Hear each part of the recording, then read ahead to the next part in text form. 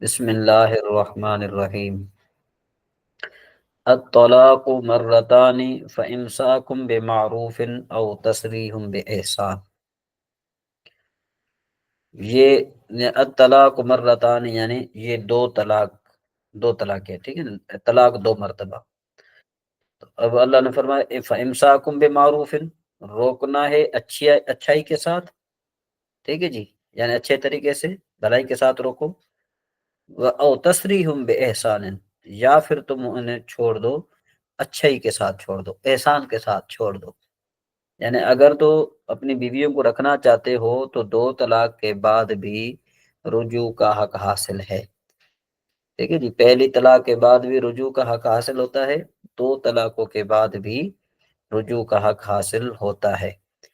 ولا یحل لکم، اور آپ کے لیے یہ جائز نہیں ہے، ان تأخذوا مما آتیتموہن شیئا، کہ جو کچھ تم نے عورتوں کو دیا ہے نا اس میں سے کچھ جو تم واپس لو، یہ تمہارے لیے جائز نہیں ہے، الا ان یخافا الا یقیما حدود اللہ، مگر یہ کہ جب دونوں کو خدشہ ہو کہ وہ اللہ کی حدیں قائم نہیں رکھ پائیں گے، تب ٹھیک ہے نا۔ فَإِنْ خِفْتُمْ أَلَّا يُقِيمَا حُدُودَ اللَّهِ، بس اگر تم خوف رکھتے ہو یہ کہ وہ دونوں اللہ کی حدود قائم نہیں رکھیں گے، فَلَا جُنَاحَ عَلَيْهِ فِي مَفْتَدَ عَلَيْهِمَا فِي مَفْتَدَتْ بِهِ، تو ان دونوں پر کوئی حرج نہیں ہے کہ وہ فدیہ دے۔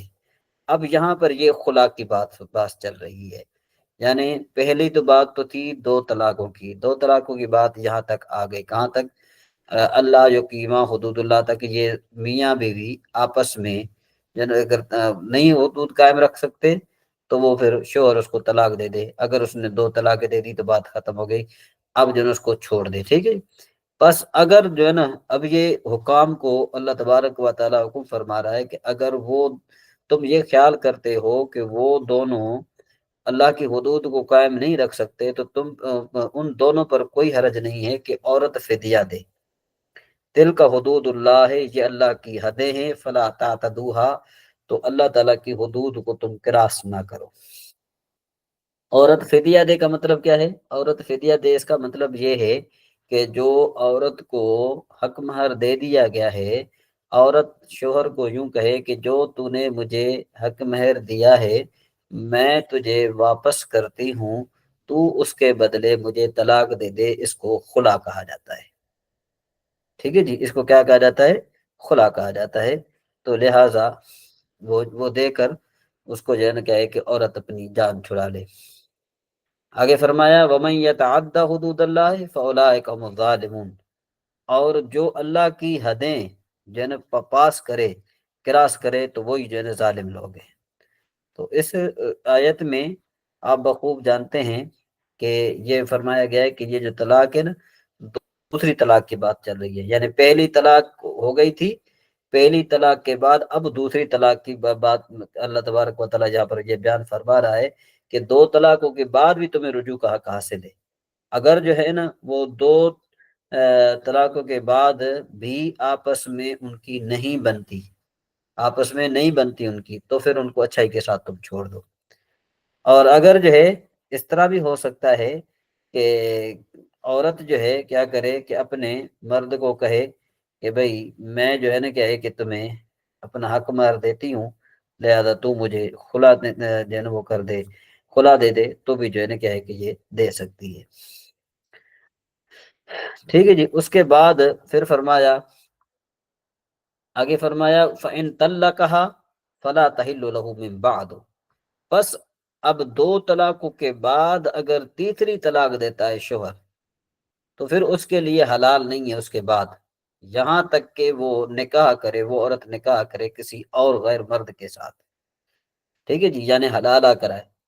اچھا، یہاں پر ایک حلالے کا غلط کانسیپٹ دیا جاتا ہے جو کہ بہت بڑا ہے، وہ اس طرح ہے کہ حلالے کا طریقہ یوں ہوتا ہے کہ عورت اپنی مرضی سے اس کو جو اپنے جو ہے نا کیا ہے کہ اپنے لیے اچھا ہی نظر آئے، یعنی وہ اس ارادے سے نہ کرے کہ میں نے اسے طلاق لینی ہے، بلکہ کیا ہے کہ وہ عورت اپنی مرضی سے نکاح کرے، اگر خدا نخواستہ پھر ان کی آپس میں نہیں بنتی، پھر وہ طلاق دیتا ہے تو پھر پہلے شوہر کے لیے حلال ہے۔ لیکن چونکہ ابھی آج کل یوں ہوتا ہے کہ معاذ اللہ کیا کیا جاتا ہے کہ پہلے طے کیا جاتا ہے کہ جی یہ آپ نے اس کے ساتھ نکاح کرنا ہے، نکاح کرنے کے بعد پھر آپ نے اس کو طلاق دے دینی ہے، تو یہ جو ہے نا کیا ہے کہ یہ طریقہ بہت غلط ہے، اس طریقے سے جو نہ کیا جائے۔ اچھا جی، اس کے بعد پھر کہتے ہیں فَإِن طَلَّقَهَا فَلَا جُنَاحَ عَلَيْهِمَا أَن يَتَرَاجَعَا إِن ظَنَّا أَن يُقِيمَا حُدُودَ اللَّهِ۔ اب کہتے ہیں کہ یہ پہلی طلاق کی بات ہو رہی ہے، یہ تیسری طلاق کی یہاں تک بات ختم ہو گئی۔ اس کے بعد اب اگر وہ دوسرا شوہر طلاق دے، یعنی دوسرا شوہر طلاق دے، فلا جناح علیہما، تو ان دونوں پر کوئی گناہ نہیں ہے، یہ تراجع یہ کہ وہ آپس میں دوبارہ شادی کر لیں، یعنی دوبارہ آپس میں ایک دوسرے کے ساتھ مل لیں۔ ٹھیک ہے جی، ان ظنا ان یقیما حدود اللہ ہے، اس گمان پر کہ دونوں اب اللہ کی حدود کو قائم رکھیں گے۔ وَتِلْكَ حدود اللہ ہے، اور یہی اللہ کی حدیں ہیں، جو بینھا جو کہ اللہ تبارک و تعالیٰ ان کو بیان کرتا ہے، لقوم یعلمون عقل مند قوم کے لیے۔ آگے پھر فرمایا وَإِذَا طَلَّقْتُمُ النِّسَاءَ، اور جب تم طلاق دو اپنی عورتوں کو، فَبَلَغْنَ أَجَلَهُنَّ، اور وہ اپنی میعاد کو پہنچ جائیں، ٹھیک ہے نا جی، وہ کیا کریں اپنی میعاد کو پہنچ جائیں، فَأَمْسِكُوهُنَّ بِمَعْرُوفٍ، تو تم ان کو روکو اچھائی کے ساتھ، اور سَرِّحُوهُنَّ بِمَعْرُوفٍ، یا تم ان کو چھوڑ دو اچھائی کے ساتھ۔ ٹھیک ہے جی، یعنی اگر تم جو ہے نا ان کو تم نے طلاق دے دی ہے اور انہوں نے عدت بھی پوری کر لی ہے یا عدت پوری ہونے لگی ہے، تو تم ان کو روکو اگر روکنا چاہتے ہو، اور اگر نہیں روکنا چاہتے تو ان کو چھوڑ دو۔ اچھا، وَلَا تُمْسِكُوهُنَّ ضِرَارًا لِتَعْتَدُوا، اور انہیں جو ہے نا کیا ہے کہ نہ روکو، یعنی ان کو کیا کرو کہ اس طرح نہ کرو جو ان کے لیے نقصان ہو، یہ تاکہ تم جو ہے نا حد سے بڑھ جاؤ۔ کیا کرتے تھے کہ یہ جو پہلے کے زمانے میں یوں ہوتا تھا کہ عورتوں کو طلاق دیتے تھے، جب طلاق دیتے تھے تو ایک طلاق دینے کے بعد ان کی جب عدت پوری ہو جاتی تھی تو پھر کیا کرتے تھے کہ بھئی ان کو نہیں عدت پوری ہونے لگتی تھی نا، پھر ان کو کیا کرتے تھے کہ ان سے رجوع کر لیتے تھے۔ اب رجوع کرنے کے بعد پھر ان کو طلاق دیتے تھے، ٹھیک ہے جی، یعنی 3 مہینے پورے ہونے لگتے تھے، ان کو طلاق دے ان کو ان سے رجوع کر لیا، رجوع کرنے کے بعد 1-2 دن کے بعد پھر ان کو طلاق دے دیتے، اب پھر وہ 3 مہینے بیٹھے گی۔ اب جیسے ہی جو ہے نا کہ عدت پوری ہونی عدت پوری ہوتی تھی، پھر ان سے رجوع کر لیتے تھے، پھر ان کو طلاق دیتے تھے، تو یوں عورت کی جو ہے نا کیا ہے کہ عدت کیا ہوتی تھی، وہ لمبی ہو جاتی تھی۔ تو اللہ تبارک و تعالیٰ فرماتا ہے وَلَا تُمْسِكُوهُنَّ، تم ان کو نہ روکو، ضِرَارًا لِتَعْتَدُوا، کہ بھئی اس کے جو ہے اس پر کیا کہتے ہیں اس کے نقصان کے طور پر، تاکہ تم حد سے بڑھ جائے، ایسا نہ کرو۔ وَمَن يَفْعَلْ ذَلِكَ، جو اس طرح کرے گا، فَقَدْ ظَلَمَ نَفْسَهُ، تو اپنی جان پر اس نے ظلم کیا۔ وَلَا تَتَّخِذُوا آیَاتِ اللَّهِ هُزُوًا، اور اللہ تبارک و تعالیٰ کی آیات کو مذاق کے طور پر نہ لو۔ وَاذْكُرُوا نِعْمَتَ اللَّهِ، اور یاد کرو اللہ کی نعمتوں کو جو تم پر اس نے کی۔ وَمَا أَنزَلَ اللَّهُ عَلَيْكُم مِّنَ الْكِتَابِ، اور جو ہے نا کیا ہے کہ تم پر کتاب اور حکمت اتاری، جو ہے نا یعظکم بہی، وہ تمہیں جو ہے نا کیا ہے کہ تمہیں نصیحت کرتی ہے وہ کتاب۔ تو پھر کیا، واتقوا اللہ، ڈرو تم اللہ سے، واعلموا، اور جان لو کہ بے شک اللہ تبارک و تعالی جو ہے نا کیا ہے کہ ہر چیز کو جاننے والا ہے۔ ٹھیک ہے جی، ہر چیز کو کیا کرنے والا ہے، جاننے والا ہے۔ تو دیکھو کہ یہاں پر ہمیں جو ہے نا کیا ہے کہ بہت اچھے طریقے سے یہ بات جو ہے سمجھائی گئی ہے۔ تو اللہ تبارک و تعالیٰ سے دعا ہے کہ اللہ تبارک و تعالیٰ ہمیں اچھے طریقے سے عمل کرنے کی توفیق عطا فرمائے۔ اچھا جی، اس کے بعد اب ہم ذرا آگے چلتے ہیں۔ ہمارا جو سبق تھا وہ تھا یہاں تک ہم نے پڑھ لیا تھا، میں نے آپ کو پہلے بتایا تھا کہ یہاں تک ہم نے سبق پڑھ لیا تھا، ٹھیک ہے جی، یہاں تک ہم نے جو ہے یہ سبق پڑھ لیا تھا۔ ایک اور بات میں آپ کو سمجھانا چاہوں گا آج کہ بھئی یہ جو فعل ہے نا، فعل، اس فعل کا کیا عمل ہے وہ میں نے آپ کو پہلے بتا دیا تھا۔ ایک منٹ،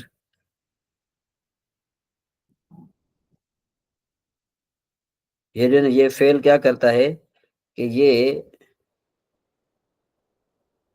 ہاں یہ فعل معروف چاہے فعل لازمی ہو نا، فاعل کو رفع دیتا ہے ایک، اس کے بعد مفعول مطلق کو نصب دیتا ہے، مفعول فی کو نصب دیتا ہے، مفعول ماؤ کو، مفعول لہو کو، حال کو، تمیز کو۔ اب یہ چیزیں ہم نے سمجھنی ہیں، ٹھیک ہے جی۔ بعض اوقات یوں سوال آتا ہے کہ بھئی مفاعیل خمسہ کی تعریف کریں، مفاعیل خمسہ کی تعریف کریں، بعض اوقات یہ سوال آتا ہے، اور بعض اوقات یہ بھی سوال آتا ہے کہ مفاعیل خمسہ سے کیا مراد ہے، تو پھر آپ نے پہلا لکھنا ہے مفعول بہی، دوسرا مفعول فی، تیسرا مفعول ماؤ، چوتھا مفعول لہو، پانچواں مفعول بہی۔ یہ حال اور تمید نہیں لکھنا، یہ حال اور تمید نہیں، ٹھیک ہے جی۔ یعنی مفاعل خمسہ سے کیا مراد ہے؟ ایک مفعول مطلق، دوسرا مفعول فی، تیسرا مفعول ماؤ، چوتھا مفعول لہو، اور پانچواں مفعول بہی، ٹھیک ہے جی۔ تو یہ جو ہے نا ان کی تعریفات ہے۔ اب ہم تعریفات جو ہے نا پڑھنا شروع کرتے ہیں۔ یہ دیکھیں مفاعل خمسہ، یہ میں نے لکھ دیا مفاعل خمسہ، ٹھیک ہے جی۔ مفاعل خمسہ کتنے ہیں؟ وہ یہ میں نے لکھے ہوئے ہیں کہ مفاعل خمسہ کا مطلب ہے 5 مفعول جو کہ مندرجہ ذیل ہے، ٹھیک ہے جی۔ سوال آ جائے کہ مفاعل خمسہ سے کیا مراد ہیں، تو آپ نے کیا لکھنا ہے؟ مفاعل خمسہ سے مفاعل خمسہ کا مطلب ہے کہ 5 مفعول، نمبر 1 مفعول مطلق، نمبر 2 مفعول فی، نمبر 3 مفعول ماؤ، نمبر 4 مفعول لہو، نمبر 5 مفعول بہی۔ یہ جو ہے نا، یہ اگر حسن بھائی موجود ہیں یا کوئی موجود ہے تو یہ اسکرین پر ضرور بھیجیں۔ یہ جو ہے نا یہ بڑا امپورٹنٹ سوال ہے، اور یہ آپ سے آ بھی سکتا ہے۔ یہ میں اس کو ذرا یہ کر رہا ہوں، یہ ٹھیک ہے جی۔ یہ آپ کا 5 نمبر کا سوال ہے۔ اور اگر آپ سے انہوں نے پوچھا کہ مفاعل خمسہ کی تعریف کریں، تو یہ پھر 15 نمبر کا سوال ہے۔ یعنی مفعول مطلق کی جو تعریف ہے وہ 2 نمبر کی، ٹھیک ہے جی، اور 2 نمبر کرتے یہ 5 آ جائیں گے، تو یہ بن جائیں گے 10۔ اور جب آپ نے کہا مفعول خمسہ سے 5 یہ چیز مراد ہے، تو یہ 5 نمبر کا یہ سوال، 10 نمبر کا یہ سوال۔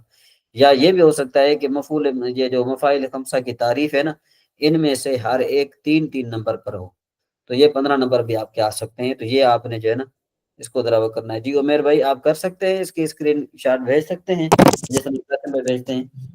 جی علامہ صاحب میں بھیج رہا ہوں۔ آپ بھیج دیجیے، یہ بھیجیں، ٹھیک ہے نا جی۔ تو یہ مفاعل خمسہ سے۔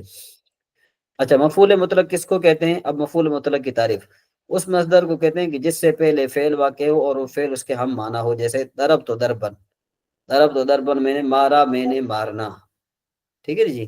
ضرب تو ضرب مارا، اس مثال میں ضربن جو ہے مفعول مطلق ہے، یہ ضربن جو ہے یہ مفعول مطلق ہے۔ اب دیکھو کہ یہ دارابا، یہ بھی اس میں بھی دادرابا ہے، اس میں بھی دادرابا ہے، دونوں کا مادہ ایک ہے، دونوں کا معنی ایک ہے۔ مفعول فی، مفعول فی اسے اسم کہتے ہیں جس میں فاعل کا فعل واقع ہو، جس میں فاعل کا فعل واقع ہو۔ اچھا مفعول فی کو ظرف بھی کہتے ہیں، اور ظرف کا لغوی معنی ہے برتن، اور اصطلاح میں ظرف اس اسم کہتے ہیں کہ جس میں وقت یا جگہ کا معنی پائے جائیں۔ اگر وقت کا معنی پایا جائے تو اس کو ظرف زمان کہتے ہیں، جیسے صمت یوم الجمعہ، میں نے روزہ رکھا جمعے کے دن۔ تو چونکہ جس میں ہم روزہ رکھتے ہیں جمعے والے دن، گویا کہ وہ ایک لحاظ سے بمنزلہ برتن ہے جمعے کا دن۔ تو اس مثال میں یوم الجمعہ مفعول فی ہے، کیونکہ جمعے کے دن میں روزہ رکھا گیا ہے۔ اور اگر جگہ کا معنی پایا جائے تو اس کو ظرف مکان کہتے ہیں، جیسے جلس تو ان دکا، میں تیرے پاس بیٹھا، اس مثال میں ان دکا مفعول فی ہے، کیونکہ اس سے مکان کا معنی سمجھ میں آ رہا ہے۔ اچھا مفعول فی اس کو کہتے ہیں کہ جو واو معنی ما کے بعد واقع، جیسے جاء البرد والجبات، آئی ٹھنڈ جبوں کے ساتھ۔ تو یہ جاء الجبات جو ہے نا، جاء البرد والجبات، یہ جاء البرد مع الجبات کے معنی میں ہے۔ ان مثالوں میں ما کے بعد ما جو ہے نا، ان مثالوں میں وا جو ما کے بعد واقع ہے، اور الجبات مفعول ما ہے، جو کہ واو معنی ما کے بعد واقع ہوا ہے۔ یہ لکھ رہا تھا الجبات مفعول بہی مفعول ما ہے، ٹھیک ہے، جو کہ وا بمانا ما کے بعد واقع ہے۔ تو یہ تھوڑا سا مجھ سے آگے پیچھے ہو گیا ہے، میں ذرا اس کی تصویر نکال لیتا ہوں تاکہ اس کو پھر جو ہے نا کیا ہے کہ میں کریکٹ کر سکوں۔ تو یہ اصل میں عبارت کیا بن رہی ہے؟ اصل عبارت یہ بن جائے گی الجبات مفعول ما ہے، جو وا بمانا ما کے بعد واقع ہوا ہے، ٹھیک ہے جی، جو وا بمانا با کے بعد واقع ہوا ہے، یوں اصل میں برتے۔ اچھا نمبر 4 مفعول لہو، اس اسم کہتے ہیں کہ جس کی وجہ سے فعل مذکور واقع ہو، جیسے قم تو اکرامن لزیدن، میں کھڑا ہوا زید کی عزت کے لیے۔ اچھا اس مثال میں اکرامن یہ مفعول لہو ہے، ٹھیک ہے جی۔ ضرب تو تادیبن، میں نے اس کو مارا ادب سکھانے کے لیے، اس مثال میں تادیبن مفعول لہو ہے۔ اچھا مفعول بھی اس اسم کہتے ہیں کہ جس پر فعل واقع ہو، جیسے ضرب زید ضربن، زید نے عمر کو مارا، اس مثال میں امرن مفعول بہی ہے۔ اچھا حال کس کو کہتے ہیں؟ اب یہ جو حال ہے نا، حال اور چیز ہے، ٹھیک ہے جی، مفعول بہی نہیں ہے، یہ مفعول مفاعل میں ایسا نہیں ہے۔ حال اس اسم اس نکرہ اسم کو کہتے ہیں کہ جو فاعل کی حالت کو بیان کرے یا مفعول کی حالت کو بیان کرے، یا ان دونوں کی اکٹھی حالت کو بیان کرے۔ فاعل کی حالت کو بیان کرے، اس کی مثال جیسے جاء زید راکبن، آیا زید اس حال میں کہ وہ سوار تھا، اس مثال میں راکبن حال ہے اور زید ذل حال ہے، کیونکہ راکبن جو ہے نا یہ کیا بیان کر رہا ہے؟ زید کی حالت کو بیان کر رہا ہے۔ بعض اوقات یوں ہوتا ہے نا کہ ہم یوں کہتے ہیں کہ بھئی وہ بندہ جو کہ بھئی ایک وہ فلاں بندہ آیا تھا، انہوں نے کہا جی آیا تھا، بھئی کس حال میں آیا تھا؟ جی سوار ہو کر آیا تھا، یا فلاں چیز پر آیا تھا، یا جتنوں جو اس کی حالت بتائی جائے تو اس کو حال کہتے ہیں۔ اچھا مفعول کی حالت کو بیان کرے، اس کی مثال جیسے ضرب تو زیدن مشدودن، میں نے زید کو مارا اس حال میں کہ وہ بندہ ہوا تھا، یعنی میں نے زید کو مارا کہ اس حال میں کہ وہ بندہ ہوا تھا، تو اس مثال میں مشدودن حال ہے، اور زید یعنی مفعول یہ ذل حال ہے۔ فاعل اور مفعول دونوں کی حالت بیان کرے، اس کی مثال رکی تو زیدن راکبین، میں نے زید سے ملاقات کی اس حال میں کہ ہم دونوں سوار تھے، تو اس مثال میں راکبین حال ہے، جبکہ متکلم فاعل اور زیدن مفعول بہی ہے، یہ دونوں ذل حال ہے۔ اچھا تمییز، تمیز اس اسم کہتے ہیں کہ جس کے ذریعے سے ابہام یعنی شک کو دور کیا جائے، جس کے ابہام کو دور کیا جائے اس کو ممیز کہتے ہیں، ٹھیک ہے، ممیز اور تمیز کہتے ہیں، اور جس کے ساتھ ابہام کو دور کیا جائے اس کو کیا کہتے ہیں؟ ممیز کہتے ہیں۔ جیسے ان دی احد عشر درہمن، میں اگر یوں کہوں کہ بھئی ان دی عشرہ، یہ میں اس کو یہ مٹا دیتا ہوں، ٹھیک ہے، میں اس کو مٹا دیا، میں نے اس کو مٹا دیا۔ اب میں یوں کہوں کہ بھائی میرے پاس 11 ہے، تو آپ تو جو ہے نا وہ شک میں پڑیں گے نا، بھائی اس کے پاس 11 کیا ہے؟ 11 روپے ہیں، 11 ڈالر ہیں، 11 ریال ہے، 11 بکس ہیں، 11 قلمیں ہیں، کیا ہیں؟ 11 درہم ہیں، 11 دینار ہے۔ جب میں نے کہا درہمن کہ بھئی ان دی احد عشر درہمن، تو اب احد عشرہ میں جو شک تھا نا وہ ختم ہو گیا درہم کے ذریعے۔ تو ممیز کس کو کہتے ہیں؟ جس کے ذریعے اب یہ جو احد عشرہ ہے نا یہ ممیز ہے، اس کی تمیز کو دور کیا، جس کی جو ہے نا وہ شک کو دور کیا جا رہا ہے، کس کے ذریعے؟ درہمن کے ذریعے، تو درہمن جو ہے نا یہ بن جائے گا ممیز، اور احد عشرہ بن جائے گا ممیز۔ جی اختر صاحب یہ بات سمجھ میں آ گئی یہاں تک؟ آج آپ کا سبق یہاں تک ہے نحو کا، اور بعد میں انشاءاللہ تبارک و تعالی جو آگے سلسلہ ہے وہ انشاءاللہ تبارک و تعالی کل میں آپ کے سامنے لکھ کر بھیجوں گا۔ تو یہاں تک اگر آپ کو کوئی یہ جو سبق پڑھا گیا ہے اس میں آپ کو کوئی دقت یا کوئی پریشانی ہو تو آپ بتا سکتے ہیں۔ جی اکبر صاحب یہ ٹھیک ہو گیا ڈاکٹر صاحب؟ ٹھیک ہو گیا نا؟ جی اس کے بعد ہم آگے چلتے ہیں جی، آپ کا یہ قانون ہے،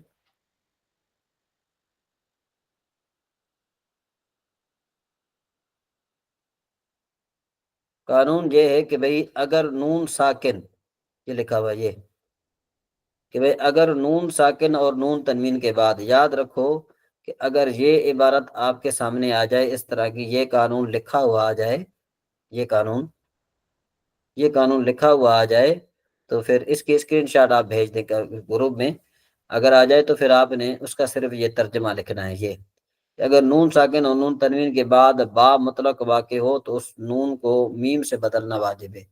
اگر نون ساکن اور نون تنوین کے بعد حروف ہلکی میں سے کوئی آئے تو اظہار کرتے ہیں، اور اس نون کے بعد الف نہیں آتا، اور اگر باقی حروف آئیں تو اخفا کرتے ہیں۔ اب ہر ایک کی وضاحت کہ با مطلق سے مراد یہ ہے کہ با چاہے اس کلمے میں آئے، یہ بات ہے یعنی اس کو چاہے با اس کلمے میں آئے جس میں نون ہے، یا جو ہے نا کیا ہے کہ با کیا ہے، با دوسرے کلمے میں آ جائے، ٹھیک ہے نا جی، با چاہے اس کلمے میں آئے یا با جو ہے نا کیا ہے کہ دوسرے کلمے میں آئے، اور اس کا تعلق نون ساکن کے ساتھ ہے، کیوں کہ نون تنوین کی صورت میں با دوسرے کلمے کے شروع میں آئے گی، کیونکہ نون تنوین خود کلمے کے آخر میں ہوتا ہے۔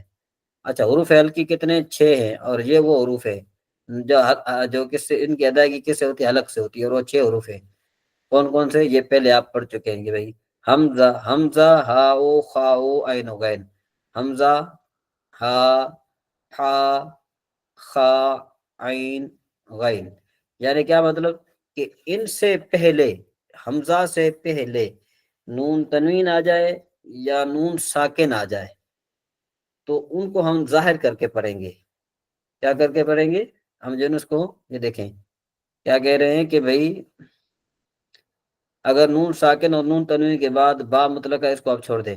اگر نون ساکن تاکہ حروف ہلکی میں سے کوئی آئے تو اظہار کریں گے، یعنی نون کو ہم اظہار کریں گے۔ جیسے دیکھیں، آپ دیکھیں کہ من آمرن، من آمرن ہم پڑھ رہے ہیں نا، من آمرن، نون کو ظاہر کر کے پڑھ رہے ہیں۔ اچھا، من ہا لیکن، ٹھیک ہے جی۔ اور ویسے جو اوپر ہم نے پڑھے تو حروف یربلون میں سے ہم نے پڑھا تھا، تو نون ساکن کو ہم نے کیا کیا تھا کہ حروف یربلون کی جنس کر کے جنس کو جنس میں ادغام کیا تھا۔ اب یہاں کیا کر رہے ہیں کہ ہم نون کو جو حروف ہلکی میں سے کوئی ایک بھی آ جائے تو پھر اس میں سے ہم اس کو حذف نہیں کریں گے، بلکہ کیا کریں گے؟ اس کو ظاہر کر کے پڑھیں گے۔ اور یہ سوال شاذ و نادر آتا ہے، کبھی کبھار آ بھی جاتا ہے کہ بھئی حروف ہلکی سے کیا مراد ہیں؟ تو حروف ہلکی سے یہ 6 حروف مراد ہے کہ جو حلق سے ادا ہوتے ہیں، تو 6 ہیں۔ یہ کبھی کبھار آ سکتا ہے، بہت شاذ و نادر آتا ہے، بہت شاذ و نادر آتا ہے، ٹھیک ہے جی۔ اچھا، نون تنوین اور نون ساکن کے بعد الف نہیں آتا، کیوں؟ کہ الف بھی ساکن ہوتا ہے، اسی طرح اجتماع ساکن لازم آتا ہے جو جائز نہیں ہے۔ اور اگر نون ساکن اور نون تنوین کے بعد مندرجہ ذیل 15 حروف میں سے کوئی حرف آئے تو اخفا کریں گے، یعنی اس نون کو ہم جو ہے نا وہ کر کے پڑھیں گے، چھپا کر پڑھیں گے۔ اس کی مثال دیتے ہیں، جس طرح دیکھو کہ بھئی من کی مثال آ جائے، چلے یہ آگے مثال آ رہی ہے، پھر میں آپ کو مثال دے رہا ہوں۔ جیسے دیکھیں کہ نون ساکن کے بعد جو نا نون ساکن اور با ایک ہی کلمہ میں، اس کی مثال دیتے ہیں۔ جس طرح دیکھو یہ پہلے کی وہ با کی بات چل رہی ہے، اس کے بعد یہ ان کی بات چلے گی انشاءاللہ، یہ ان کی بات چلے گی بعد میں، پہلے با کی بات آ رہی ہے۔ وہ دیکھیں یہ قانون کی پہلی جز تھی نا کہ نون ساکن اور نون تنوین کے بعد با مطلق واقع ہو، اب یہ ان کی بات چل رہی ہے۔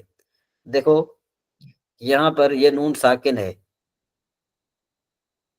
یہ نون ساکن ہے، یہ اصل میں کیا تھا؟ ین بغی، ین بغی کو ہم کیا کریں گے؟ نون کو با کو میم کریں گے، با کو کیا کریں گے؟ میم کر کے میم کو میم ادغام کر دیں گے، تو یہ یم بغی ہو جائے گا۔ جیسے ان بارہ، یہ ان بارہ جو ہے نا، یہ ام بارہ پڑھتے ہیں ہم اس کو، مم بارہ، ٹھیک ہے جی۔ تو ہم کیا کریں گے؟ ابھی یہ جو نون ہے اس کو میم کر کے اس کو میم کر دیں گے اس کو ہم، تو یہ یم بغی ہو جائے گا، ان برا سے ام برا ہو جائے گا، من برا سے مم برا ہو جائے گا۔ یا نون کو میم سے بدل کر یم بغی، ام برا اور مم برا پڑھتے ہیں۔ اچھا، یہ چونکہ میں چھوٹا میم لکھنا اوپر میں میرے لیے ممکن نہیں تھا، اس وجہ سے یہاں پر میں نہیں لکھ سکا، یعنی یہ یہاں پر میم لکھنا پڑے گا۔ اچھا، نون ساکن اور با الگ الگ کلمے میں ہو، جیسے من بعد، مم بعد، اب دیکھو یہاں پر نون کو میم کیا گیا، مم بعد۔ اچھا، نون تنوین کی مثال جیسے دیکھو لفی شقاقم بعیدن، شقاقم بعیدن، یہ نون تنوین ہے۔ یہاں کاف کے نون تنوین کو میم سے بدل کر پڑھتے ہیں، اور نون تنوین کی صورت میں با دوسرے کلمے کے شروع میں آتی ہے، ایک کلمے میں یہ اکٹھے نہیں ہو سکتے، جیسے کہ اوپر میں، یعنی اس مثال ہے جو کہ ظاہر ہے، ٹھیک ہے جی۔ اس کے بعد اگر آپ آ جائیں حروف ہلکی میں سے، اچھا سوال یہ پیدا ہوتا ہے کہ اگر یہ سوال آ جائے تو آپ نے لکھنا کیا ہے؟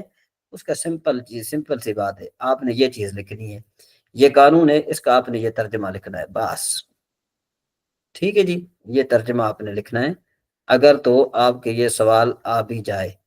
اچھا، یہ بھی سوال ہو سکتا ہے، آپ سے یہ پوچھ سکتے ہیں کہ بھائی اظہار کا کیا مطلب ہے؟ اظہار کا مطلب ہے کہ بھائی نون ساکن نون تنوین کو ظاہر کر کے پڑھنا واجب ہے۔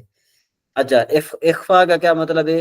اخفا کا مطلب یہ ہے کہ نون ساکن اور نون تنوین کو جو ہے نا یعنی ہلکا کرنے والا، یعنی اب یوں اخفا کا مطلب یہ ہوتا ہے کہ بھئی اس طرح پڑھنا چاہیے کہ تاکہ وہ ہمیں محسوس نہ ہو، ٹھیک ہے جی، یعنی اس کو چھپا کر پڑھنا واجب ہے۔ اس کی مثال دیتے ہیں، جیسے من ذاکرن، من ذاکرن۔ اچھا، اوپر ہا لیکن میں کیا پڑھتے ہیں؟ من ہا لیکن، یہاں پر نون کو ہم کیا کر رہے ہیں؟ ظاہر کر کے پڑھ رہے ہیں۔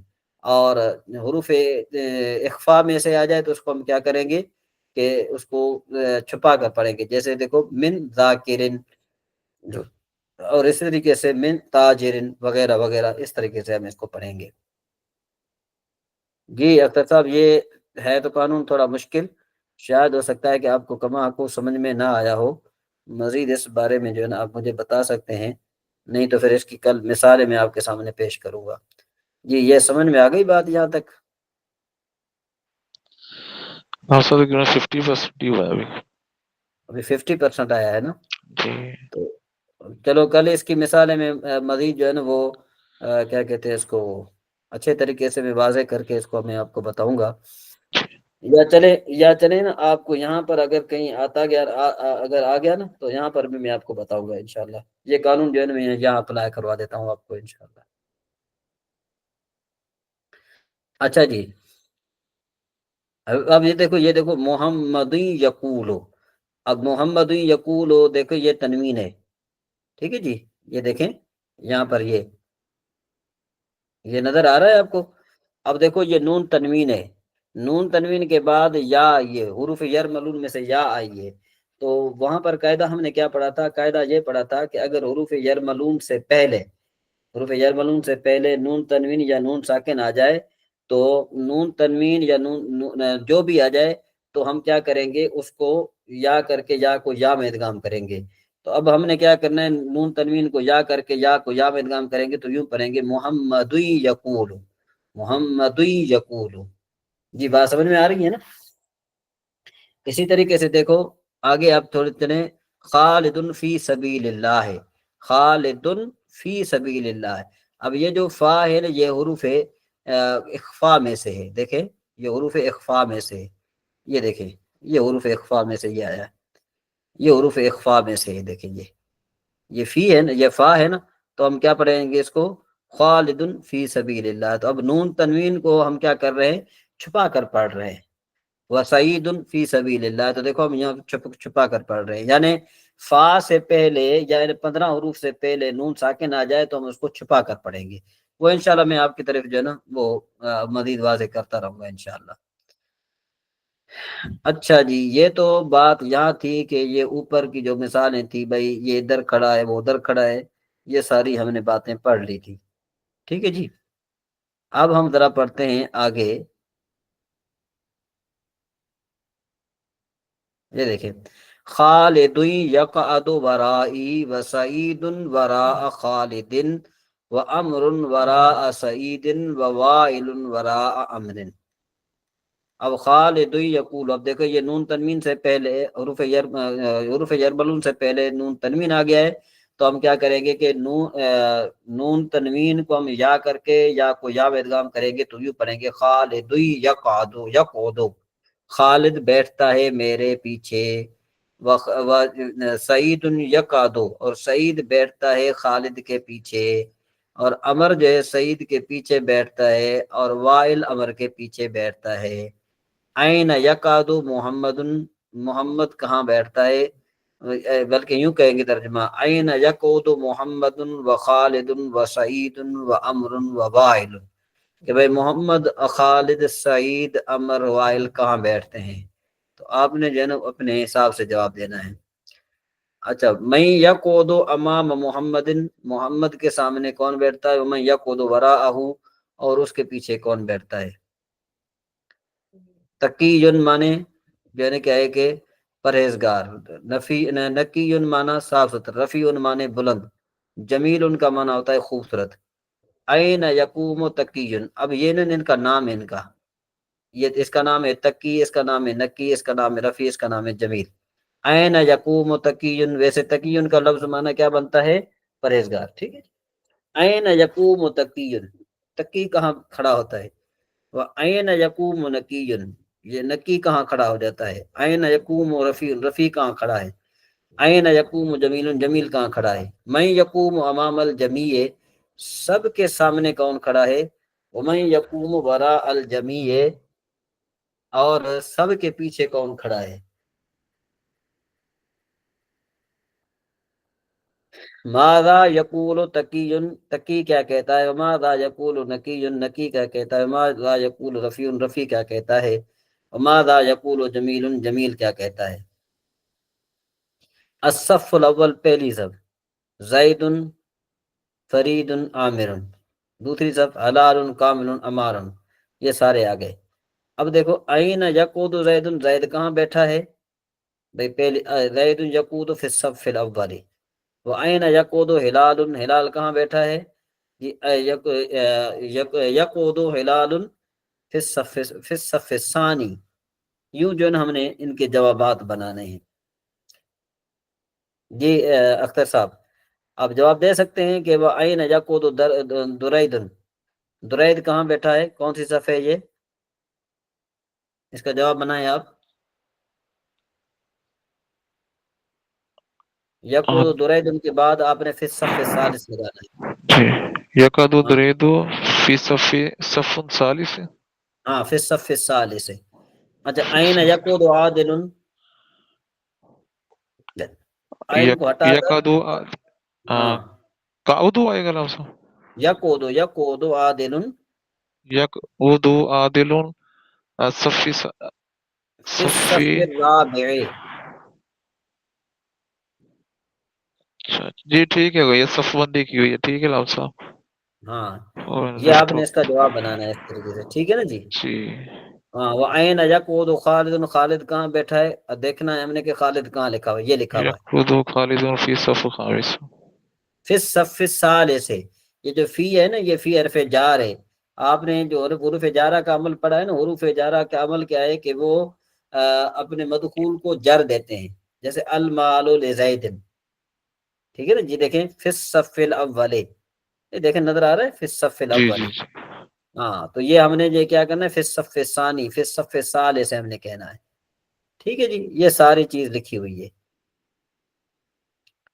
جی۔ بات سمجھ میں آئی ہے؟ امید ہے کہ آپ کو بات اچھے طریقے سے سمجھ میں آ گئی ہوگی جی۔ اس میں کوئی اختر صاحب کوئی مسئلہ یا آپ کو سمجھ میں نہ آئی ہو آپ کو بات؟